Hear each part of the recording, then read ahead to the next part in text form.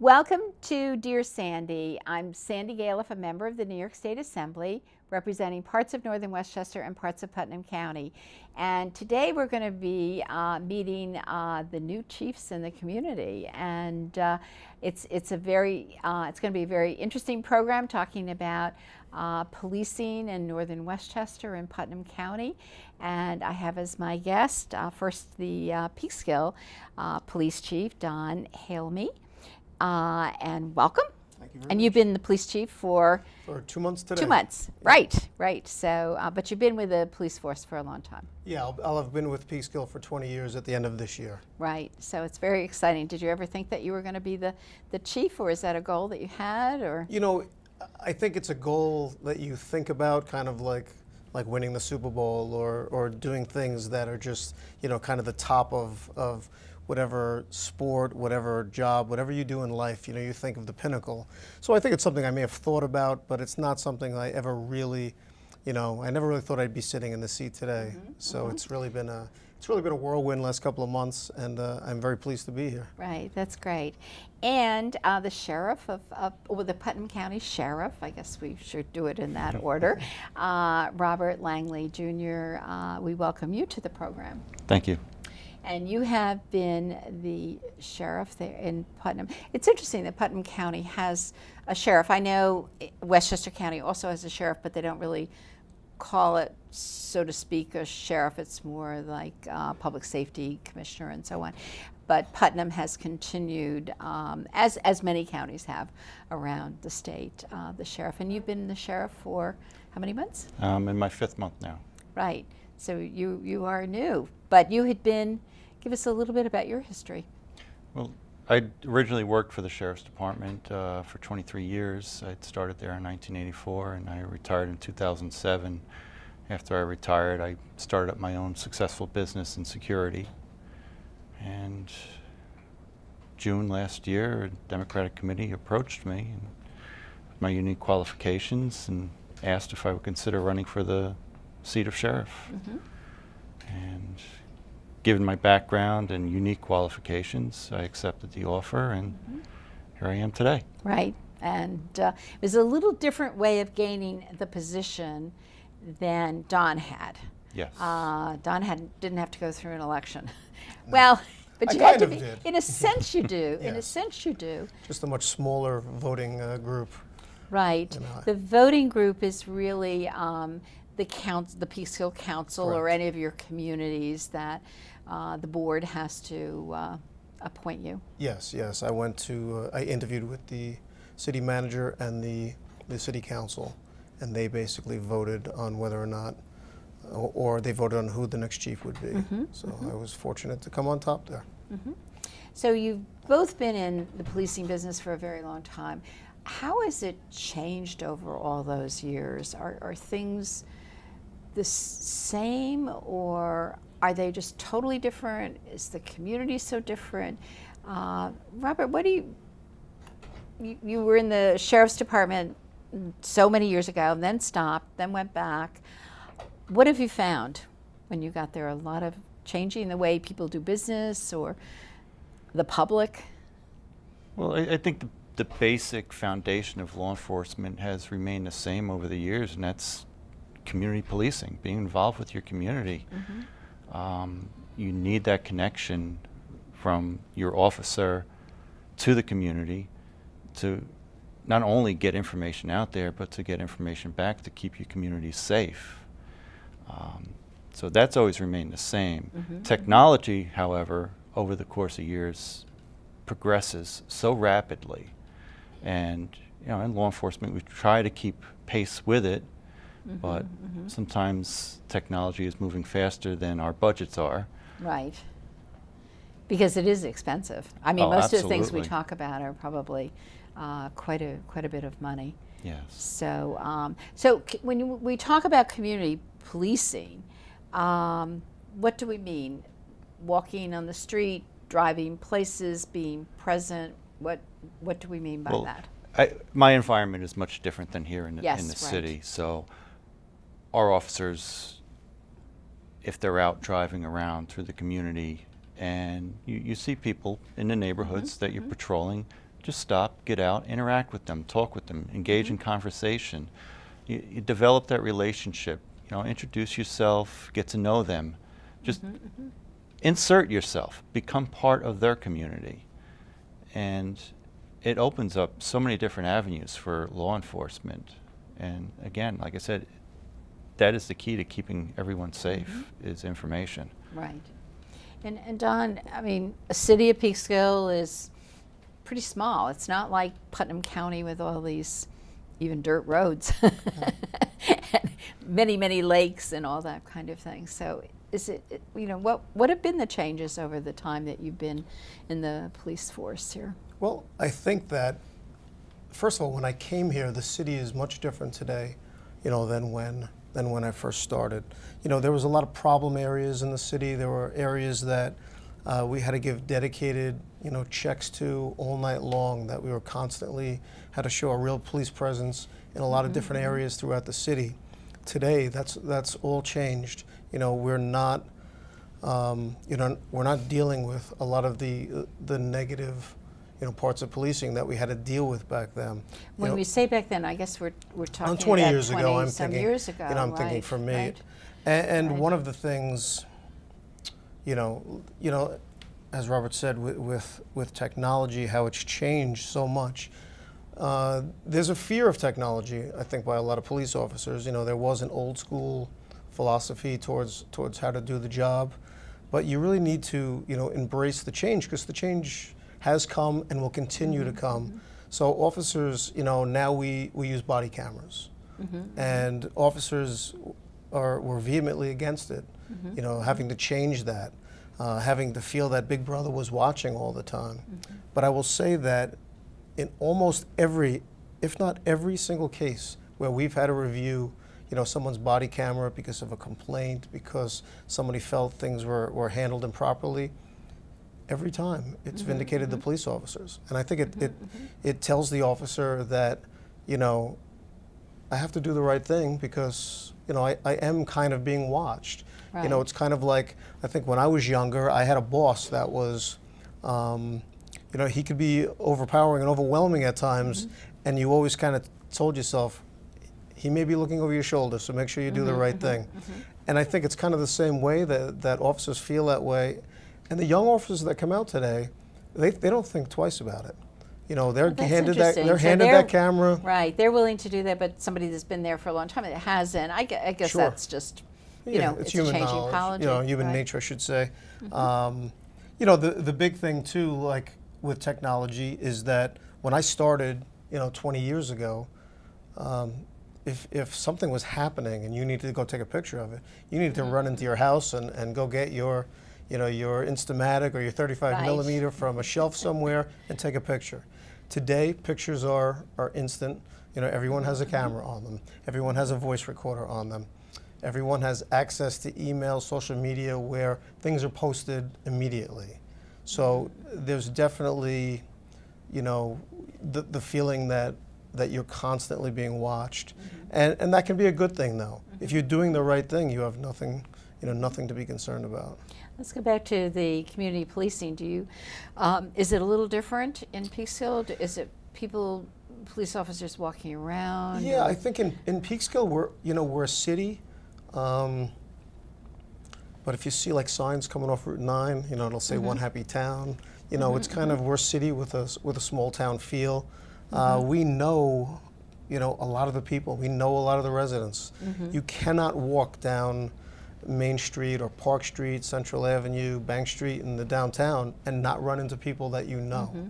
And we definitely want to have that police presence with walking patrols, with bicycle patrols. We have the riverfront where the boardwalk has been, brand new boardwalk has been put in, basically from it'll be, when it's completed, from Crystal Bay down to the Ansville Trail, the Ansville Circle Park down there. And we'll have officers on bikes down there. And really, that's a new territory then Yeah, that you yeah. have to cover. Of course, Right, that of wasn't course. there And before. really, the only access is by bicycle. So it's another reason to have bicycle patrol and more foot patrol, out there to be to be dealing with people. Right. And we are active in the schools as well. and it's a lot about just getting your, that positive image, out there. Right. Robert, do you have the cameras also? Or We don't have body cameras You don't have body at this cameras, time. We do have cameras in all our cars, and much as with Peekskill, they exonerate the officers, from false accusations that are made against them, and they really, cameras truly are the friends of the police officers. They're not going and incriminating them every single time. I can honestly say the officer has been conducting himself properly, professionally, courteously, and it's been the person that's made the complaint that was very aggressive. Okay, well that's good to know. I don't know that all of our police departments have them yet, but it's growing, I think, in number. Yeah, Probably. I think the day will come when everyone has them. Right. Right. Talking about, I think Robert mentioned it before, it is very expensive. It definitely is a commitment. It's a budget commitment, but it's one that once you start it, I don't think there's turning back. Right. So, Robert, are there new areas that you're covering also in Putnam County that might not have been covered 17 years ago or whatever, or has it I mean, here in Peekskill, once we did the waterfront and more people, not just at the park, but people traveling up and down the waterfront, by different means, whether it's walking or biking or whatever, it added another place where people would gather. Are there more gathering There are places? bike trails through the county. I mean, you can go from Connecticut all the way down to Westchester County through these bike trails, and much of that area gets pretty desolate. And much like Peekskill, we have bicycle patrols. They're out there, they're on the trails, and we try to team the officers up together for their safety, since again there are desolate areas, and sometimes we do have a small homeless community, and they'll find that desolate area and set up camp out there. So we want to ensure that those areas are kept clear, and assist the homeless in finding adequate shelter. Right. Well, that is a problem for all of us, is the homeless population, and it seems to, it grows and then it shrinks and grows again. We've just been having a lot of discussion about Colorado, and when I was in California in December, a lot of homeless, and I haven't quite seen the magnitude here, but are we doing okay in that area with with responses to people that are homeless? I think that Peekskill has a shelter. We do have a homeless shelter here. So for one, we're attracting the homeless as far as, to give them a place to stay. The opposite of that is when you attract, you have this attraction to Peekskill because of that reason. For some people, when they decide they don't want to stay in the shelter anymore, now they're also in Peekskill and want to stay here. We definitely do not have a problem as far as the homeless community goes here in Peekskill. The one thing, as you mentioned, being in Florida, being in California, it's warm all the time. Right. I had been talking to somebody recently, and they were saying where they were in Florida, they saw a lot of homeless people. Same thing, obviously, in California. For us, half the year or a third of the year. Well, this winter they wouldn't have wanted to be here. Right, it's pretty cold, so it's not a year-round place that the homeless people are comfortable staying. You'll always have one or two that you're trying to help, that you're trying to find shelter for, but a lot of it is convincing. There are resources out there. There are places for them to go. Sometimes they just don't want to go. That's where the issue lies. Right. How do we deal with the, how engaged do you get with the mental health issues? Not all homeless have mental health issues, but, when there are people with mental health issues, and we see that every once in a while in the newspaper. We know that there's, been a problem, and you assume that there have been some issues. There was recently something that happened in Mamaroneck, and it's like you realize that there was some mental issues. How do you deal with that? Is this a hard thing to do? You go to somebody's home and you know that there's a problem, or somebody is homeless and there's an issue. Who do you direct it to, Robert? How do you deal with that? The mental health issue is for me, it's a really unique situation because I also have to be in charge of the jail. Right. So as far Oh, as that's right. the But- initial right. contact, The Putnam County Jail. yes, County Jail. the initial contact out in the street, if it is something that requires attention because there's a risk to their own safety or safety of the public, we transport them to the appropriate facility where they're evaluated and they're either committed to that facility or they're released. Okay, that is up to the medical professionals to make that determination. But when they come into our jail, it creates a unique situation. They get the treatment that they need. They get the medication that they need, the proper counseling while they're in our custody. Right. Mhm. Now the problem arises with the transition. When they get released back out into our community. It's quite frightening for them. They've been in an environment that's very comfortable. They have a relationship with the counselor that's been helping them with their issues. And now you're putting them out on the street. And all that comfort that they knew, that trust that they know is behind them. What happens is they usually go back out, repeat offend, and they wind up back in our custody. So at this time, we're starting to implement with Cove Care a process where Cove Care will come in, develop that relationship. That's a not-for-profit agency, Yes, right? That yes, they works are. with families. So once they start developing that relationship, now they're getting released. So we have a release program set up for them. They have someone they know. They have someone they developed a relationship with so they can continue their care and hopefully not wind up back in our custody. Now the big problem is the aid all goes to the state prisons. All the county jails throughout the state aren't getting the funding that the state prisons are getting Right. to deal with mental health. So it's something that we have to budget for, something that we have to bear the expense for And that's, I think, with all counties, right? throughout the All entire counties, state. All right, county jails right. are not receiving any financial aid from the state. It seems that all that state aid is going into the state correction system for the transition for their mentally ill. We need that at the county level as well. Okay, I guess you should lobby your legislator, me. I think people do. We just don't have enough resources. Don, you're in a different situation because you have a jail, but you're just a holding cell, and then We have everybody holding cells in Right. Peekskill, but that's only for and then 24 hours. right, max. and then Right. everybody goes to Westchester County Correct. jail. So you don't do you, so how do you get engaged? People come back to the community, you see them back, and they've done something, they've gone to the county jail. I don't know whether, not all people get treatment. Some people do get treatment if they have mental health problems, but you might see them back in the city again, right, I suppose? Definitely. There's, an important point that Robert made when he said, that people with mental health issues, the ones that we're dealing with are the ones that they need to be a harm to themselves or a harm to other members of the community.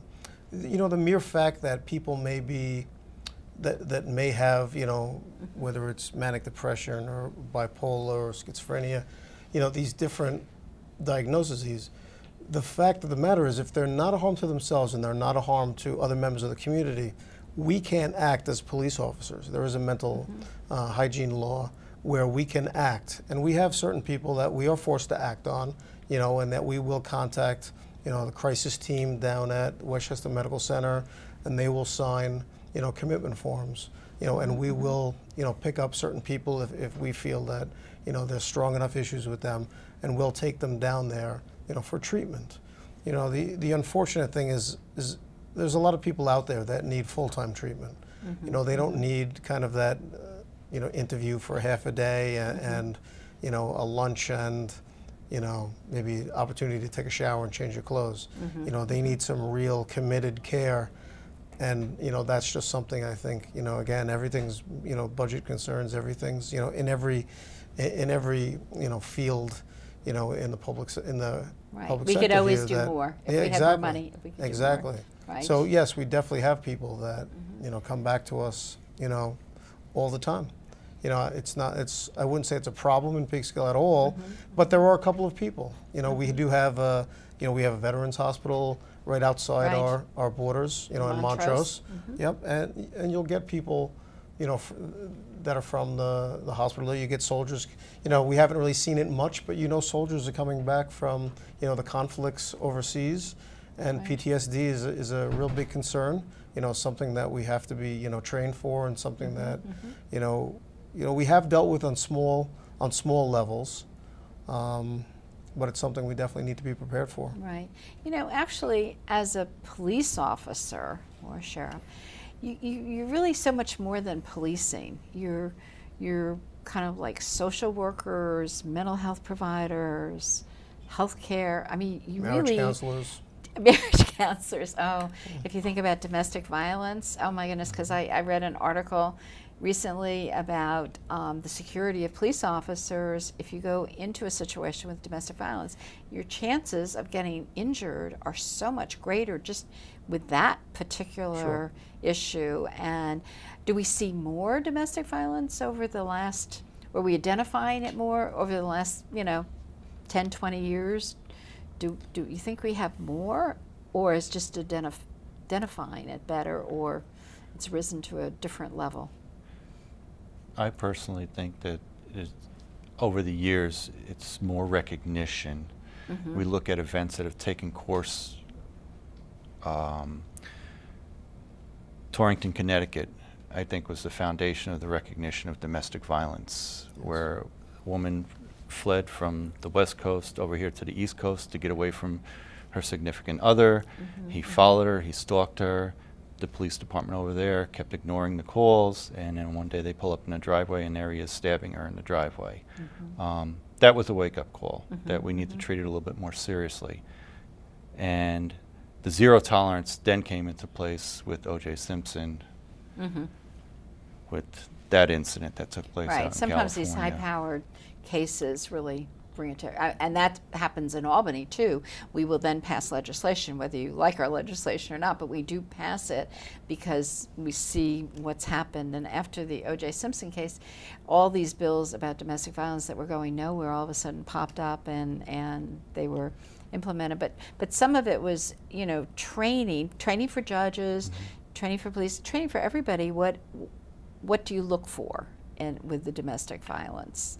What do you see in the patterns, and it's a hard one, because for a while it was like, how can you go into a private home and try to monitor or determine how people are relating to one another? So, well, obviously the state legislation has helped with that, giving us more authority in the home in domestic violence situations, whereas in the past something as simple as disorderly conduct was not a violation in the home.